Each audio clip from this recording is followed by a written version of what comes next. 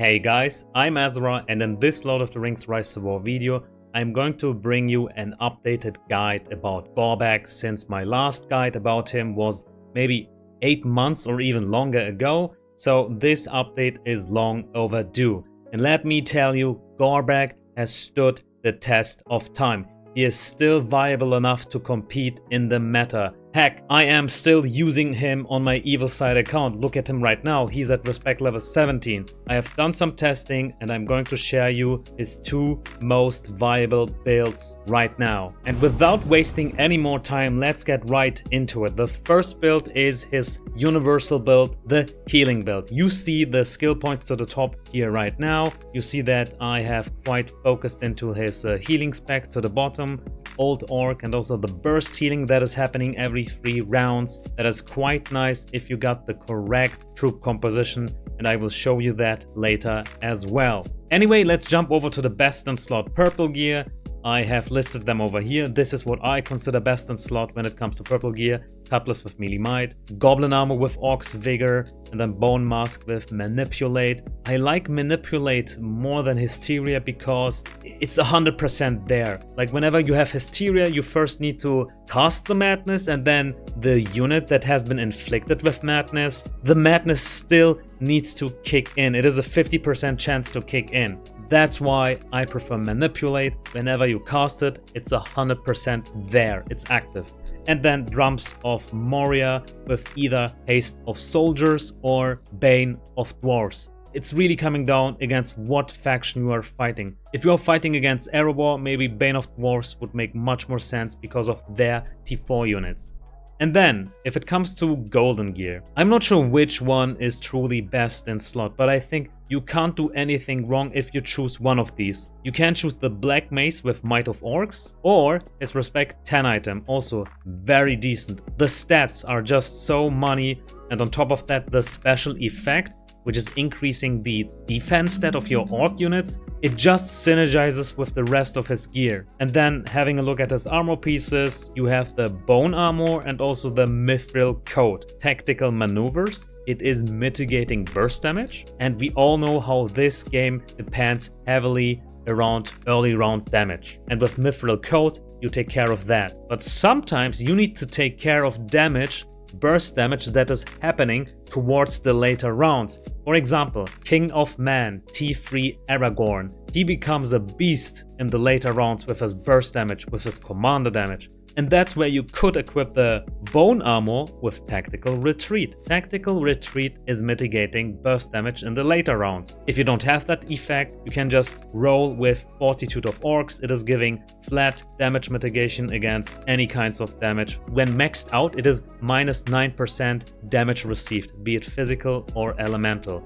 For each round, it's just passive, it's there. It is adding up with the damage mitigation of Grey Leader and also his damage mitigation from this skill over here. And then as his headpiece, I think this is the best one. It's the War Helm. It has 2 interesting effects. The first one is Discord. It is the more aggressive choice. Or how about rolling with Resolve of Orcs? When max refined, your orc units become 100% immune against army stun. That is quite nice because the maxed out respect 5 effect is already giving your units complete madness immunity for your army. Pair that with the stun immunity of this helmet, that would mean that you have an army that is completely unstoppable against CC. You just can't stun them and you can't inflict them with madness. That is quite scary. Pick whatever you have, Discord or Resolve of Orcs. I think both are nice. I still can't decide to pick one over the other. It's situational if you ask me. And then we have 2 accessories being very viable. The first one being the Drums of Barad-dûr with 2 interesting special effects being Grudge of Gundabad, +6 attack in return with minus defense, but the +6 attack is just so nice to have for your Reapers. And then you have Might of Soldiers as a second choice because it's giving you percentage damage. Both effects are nice. Make do with what you have. We can't be really picky with the special effects. Items with the correct special effects are already rare as they are. Let's continue. You have the Palantir of Orphan with Tactical Mark as another choice. You can always rely on the pursuit. You will always end up fighting Gil-galads, or if you're fighting against evil side, Grimars, so that too is a nice choice. And that's it for the healing build. Let's jump over to the Interrogator build. In front of you, you have the Interrogator build right now. Remember, my Gorbag is at respect level 17, which allows me to spec like this. And right off the bat, let me tell you this, there is a skill order you need to watch when building him around his Interrogator build. You first need to put 1 point into Interrogator, or 2 points, then 1 point into Restrain, 1 point into Corrupted Curse because of the 30% Madness chance proc, and then 1 point into Laceration. If you do that, you got the skill order right, and the skills will harmonize with each other's damage boost. And the rest is something you're already familiar, like the damage mitigation from his R3 tree and the damage boost from his R5 tree. In regards to his purple gear, it is behaving in a similar way. There's just one difference, it's the Bone Mask. In this case, you don't want to have Manipulate, you want to have Hysteria, since Hysteria is needed for the additional damage boost of Interrogator. Now let me show you the skill activation overview graphic. I think you all are familiar with this graph right now. I am using it every so often whenever it makes sense, and in case of Gorbag, it truly makes sense to show you what's going on. So, Hysteria being displayed in the color purple, you see it aligns just perfectly whenever Interrogator activates. On round 3, that's the first time it's aligning, and then on round 7, it is still there with the fallback effect of Interrogator. Now, what do I mean with the fallback effect? When your Interrogator kicks in, it is lasting for one more round. Like on round 4, it's still there. On round 7, it's still there. On round 10, it's still there. You can get some value out of your Interrogator even on those rounds. You just need to make sure the CC is there to provide its activation. Hysteria is one of those cases. It is just the cherry on top of it. Corrupting Curse has only a 30% chance to land Madness, and this is something we can't really rely on, though it is kind of perfectly aligning with Interrogator's cooldown. And then we also have like Restrain being activated every 4 rounds. It's active on round 4, also lasts until round 5, and then it activates one more time on round 8, lasts until round 9. So this is your 2 unit stun happening on every 4 rounds. This too is giving you some value for your Interrogator. Unfortunately, it's happening only twice, like on round 4 and round 9. And then we have Laceration. What does Laceration do? It is being activated every 4 rounds. It's inflicting a bleeding effect against one target, and that bleeding effect lasts also for 3 rounds. That means once you have made it to round 4, you activate Laceration, and the bleeding effect is just there all the way until round 10, until the battle finishes. When does Laceration shine the most? It shines the most against armies that consist of only 1 unit. Because of this very reason, because of the bleeding effect. You also want to have 3 different units in your army to proc the additional physical damage whenever you hit a bleeding target. And this is how it harmonizes, like 3 units with Laceration against an army with just 1 unit. Let me give you an example. Dwalin with a mono stack of Guardians, or let's say King Aragorn or Galadriel with a mono stack of Guards of the Tower. They are going to suffer a lot from this build. Alright, now you know why we need the Bone Mask with Hysteria. It is best in slot, be it with purple gear or orange gear. Gear-wise, nothing has changed. Like golden gear-wise, you still consider these items best in slot. Just pick whatever you have and you will have a great time with your Gorbag. And that's it. This is the Interrogator build. Let's jump over to the troop composition. Whenever I play Gorbag in his healing build, this is a troop composition I am running. Right now I am playing Gundabad, which is why I have access to Warlords. This is just so nice for Gorbag to be even stronger. I have around 45% Reapers, followed by 45% Crushers, and a tiny bit of Crushers, and there's a reason why. I want them to do 2 things. The first thing is I want them to apply the armor break and Then I also want them to soak some debuffs if there are any. And also I want them to be some decoys for the first 2 rounds whenever damage is coming in. So my main damage dealing core units are safe. So these units are soaking some damage. But I also want them to be dead by round 3. Why am I saying this? Because of the burst healing of Gorbag that is coming in every 3 rounds. I don't want that burst healing being soaked by the crushers, because that would be just a waste of a lot of healing. This is why I am running Gorbag with just, well, basically 2 units. These crushers are only there to sacrifice themselves. And it's working quite nice. You will see later in the battle reports. But let me also show you the troop composition whenever I play Gorbag in his Interrogator build, which is the troop composition you are seeing right now. I have Reapers, Crushers, and Warlords. And the number of my Reapers are around 40%, just as my Warlords, 40%. And then you also have like around 20% Crushers. But sometimes you need a bit more Crushers. You can scale up the number of your Crushers to 2k. Just make sure that after each fight you have at least 100 Crushers left. That way you know that you have achieved the correct ratio of your Crushers. But yeah, you still want to have like the biggest part of your army consists of Warlords or Reapers. Now, if you don't have access to Warlords, and this also goes for the healing build, you can replace your Warlords with some other orc units such as Raiders, or how about Morgul Arbalests, or how about War Drummers. That too is possible with the same amount of units. And there you go. These are the troops I recommend for these 2 builds. It's time to check out some battle reports. Alright, I'm going to go back and forth between the healing and Interrogator build just to show you the comparison. Let's start with his healing build. That's the healing build. Just as you see, these are the items I am equipping right now. Task of Pride, the Fortitude of Soldiers.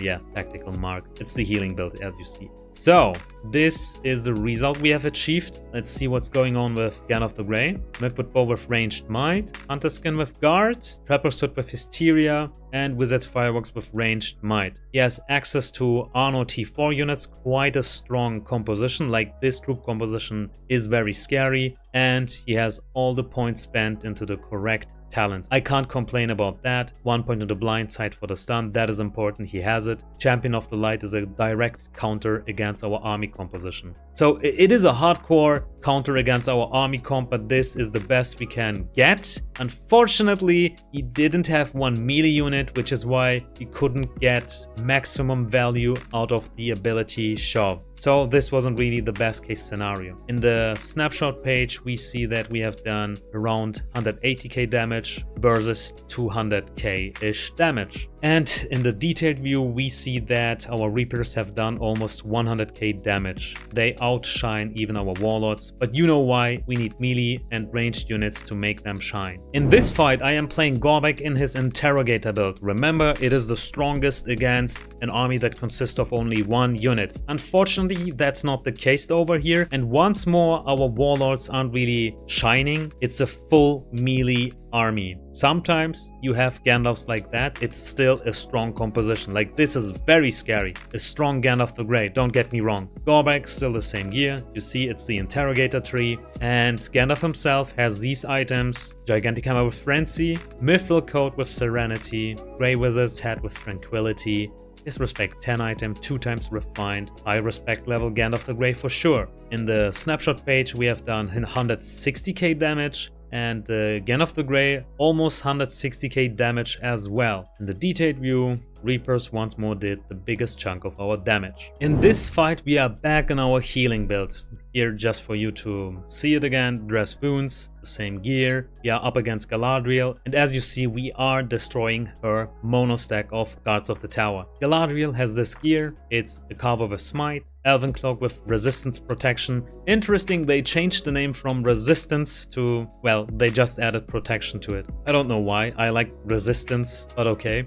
Swan Helm, Resolve of Man, and Smoking Pipe with Sustain. Alright, the skill points make sense, and this is the outcome. This is how strong Gorbag can be. and it could be even stronger if we had the Interrogator build against the mono stack, but we will come to that in a moment. In the snapshot page, you see that we have done 330k damage versus around 110k damage. So this is quite the victory for Gorbag. Reapers have done almost 200k damage and Warlords also a decent amount, 130k-ish damage. Now it's time to check out the Interrogator build. You know, like the laceration effect that is so strong against mono stacks. Here you see Gorbag with these skills, and also the Bone Musk with Hysteria, Restrain, Laceration. Imagine if I had this even higher, like 7 out of 7, it would be so much stronger. But yeah, this is as far as we go. It's a mono stack Galadriel with even better gear. Look at this. Noldor Sword with Mind Split, Elven Cloak with Resistance Protection, Grey Wizard's Hat with Courage, and Fine Smoking Pipe with Heroism. This is truly best in slot Galadriel. Everything makes so much sense with this Galadriel. I have no better ideas to improve this Galadriel. This is endgame Galadriel. And look at this. A T1 commander is capable of that against mono stacks in his Laceration Interrogator build. In the snapshot page, we have done almost 350k damage versus around 150k damage. In the detailed view, Reapers 130k damage, just like the Warlords. And even our Gorbag did 70k damage. I have 2 more reports to share with you guys, and both revolve around Gil-galad. Let's start with the healing build. Just to confirm, it is the healing build, and Gil-galad has these items: Elven White Knife with Might of Elves, Scale Mail with Guard, High Elves Helmet with Fortitude of Archers, Hub of Rivendell with Might of Elves. The skill points make a lot of sense, I can't complain about that. And let's see what has happened. You see he has 1 melee unit, 2 ranged units. Now this is where the Warlords shine the most. You will most likely always end up winning a fight like this against Gil-galad whenever a hybrid composition like this is present. And also, we have Tactical Mark. That's a big win against Gil-galad. Okay, let's check out the snapshot page. We have done 280k damage versus almost 120k damage. In the detailed view, Reapers did almost 120k, but they were surpassed by the Warlords because of the ranged and melee hybrid army composition. 150k-ish damage. And this is what I like about Warlords so much. They make so much sense against good side, since good side likes to have ranged units in their army. At least 2 ranged units. Like, this is kind of meta, and whenever they also include a melee unit, you can just immediately punish them with Warlords. This is my last battle report, and we are back again in the Interrogator build. Here you see Restrain, Laceration, and this Gil-galad is just one of the best Gil-galads I have ever seen. He has the Elven White Knife with Might of Elf, High Elf Halberd with Resistance, Hunter's Guide with Discord. Fortunately, the maxed out effect of Gorbag's Respect 5 title is protecting us from this chaos over here. And then he has Silver Hub of Rivendell with Might of Elf. Everything makes so much sense with this Gil-galad. Champion of the Light maxed out. He is a hardcore counter against us. Well, he would be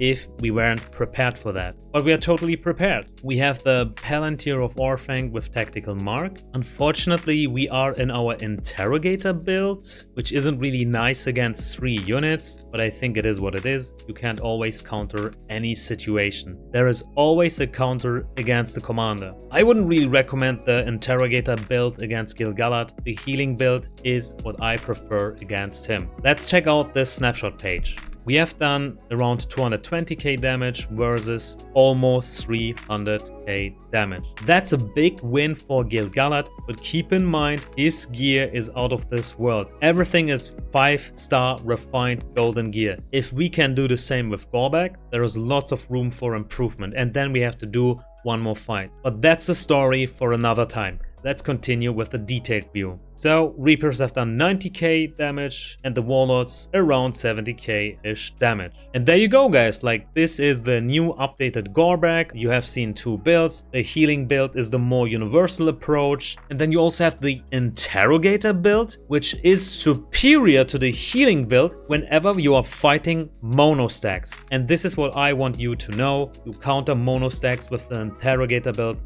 much better than with the healing healing build. Unfortunately, nowadays less and less people are running mono stacks. It is putting a big burden to the conscription time. Even glass cannons such as Dwalin or King Aragorn have stopped equipping mono stacks. Instead, they have at least 2 tanky or even 3 tanky units in their army. It's just too hard to keep up with the conscription for just 1 unit. But at least now you know how to counter all of that with your Gorbag. And that's it for today. If you enjoyed this one, guys, do me a favor. Click the like button, share the video. Don't underestimate sharing the video. It is helping a lot against YouTube's algorithm. And also comment the video. Commenting is showing activity. YouTube likes that a lot. And that being said, I see you guys next time.